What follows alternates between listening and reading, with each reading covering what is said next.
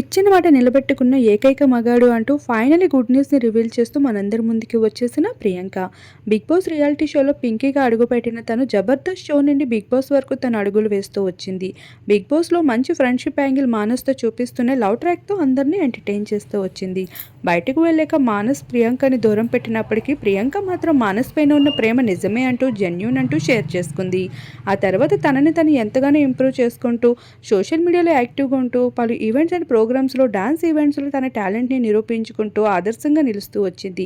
ట్రాన్స్ కమ్యూనిటీకి ఇలా ఉండాలి అనే విషయాల్ని నేర్పిస్తూ కనిపించింది. ఎంతోమంది ప్రియాంకని చూసి ఇన్స్పైర్ అవుతూ కూడా వచ్చారు.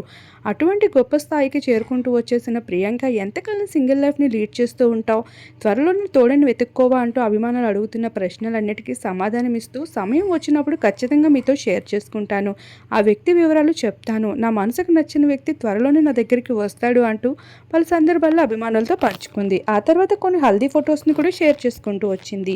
ఆ ఫొటోస్ చూసిన నెటిజన్స్ అంతా నీ పెళ్ళి అయిపోయిందా, పెళ్లి పనులు మొదలు పెట్టావా, ఆ వ్యక్తి ఎవరు అంటూ కామెంట్స్ క్రేజీగా చేస్తూ ఉంటే వాటిపైన స్పందించలేదు. మళ్ళీ అదే సమాధానం చెప్తూ వచ్చింది, సమయం వచ్చాక షేర్ చేసుకుంటా అంటూ. అలానే ఇప్పుడు హఠాత్తుగా కొన్ని వెడ్డింగ్ లుక్స్తో పాటు పెళ్లి ఫొటోస్ని షేర్ చేసుకుంటూ అభిమానులకి షాక్కి గురి చేసింది. ఆ ఫొటోస్లో ఎంతో బ్యూటిఫుల్గా కనిపిస్తూ తన ఫ్రెండ్ని మ్యారేజ్ చేసుకున్న కొన్ని విషయాలను అయితే షేర్ చేసుకుంది. ఆ ఫొటోస్ చూసిన వారంతా షాక్ అవుతూ ఉన్నారు.